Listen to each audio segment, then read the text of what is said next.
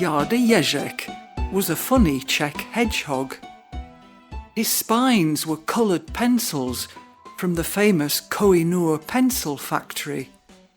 I expect you've heard of it. It was founded all the way back in 1790 by a man called Joseph Hardmuth.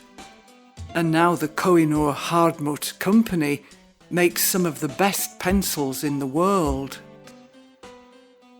Jarda took great care of his pencils. Every morning he sharpened them before he went out to draw his favourite places in Prague.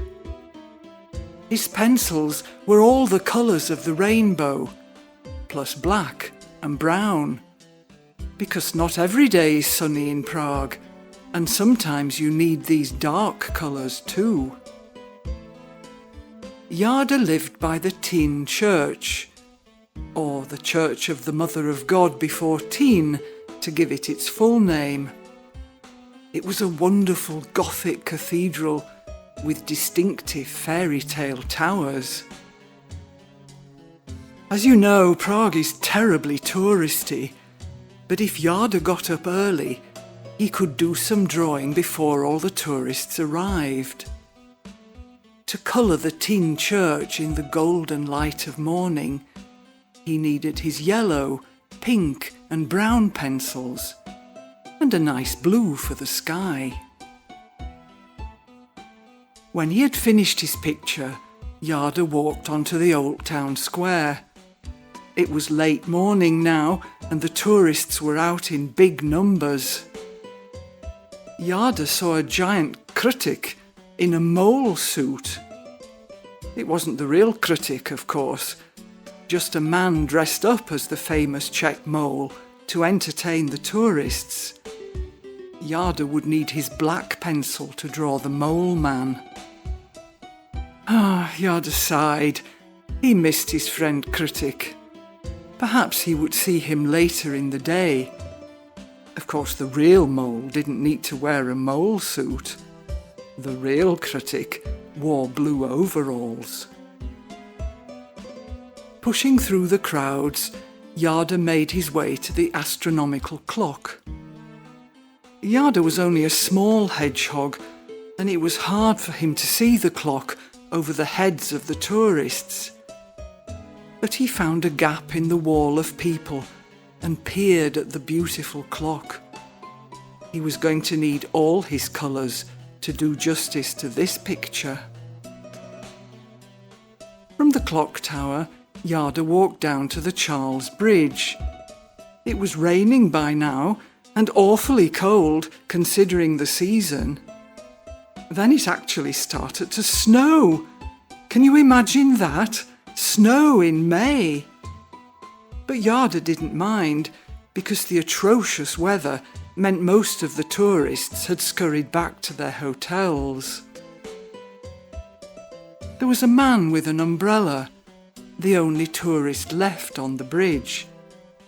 That would make a good picture, Jarda thought, and he got out his purple pencil to colour the threatening-looking sky.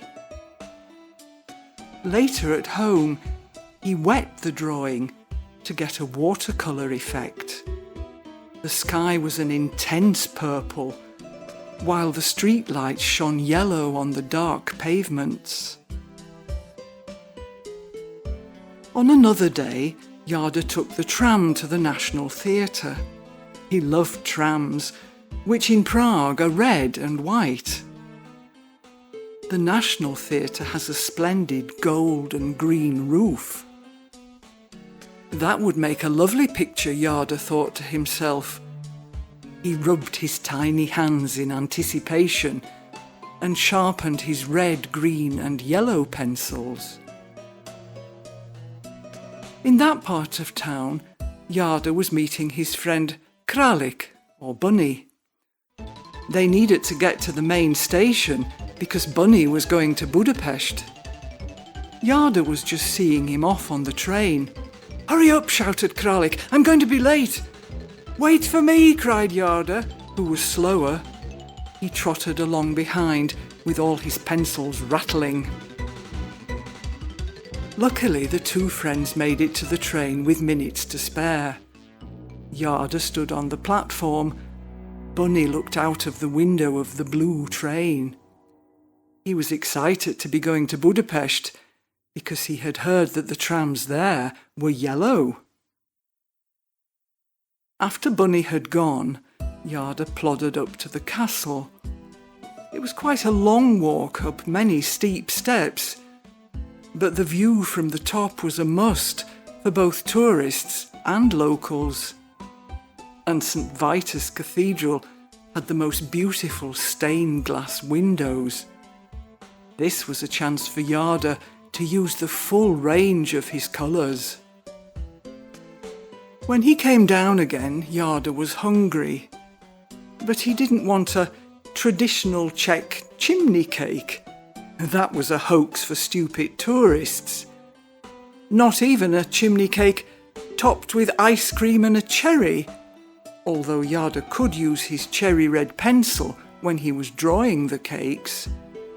The silly tourists were all taking photos of their sweet treats.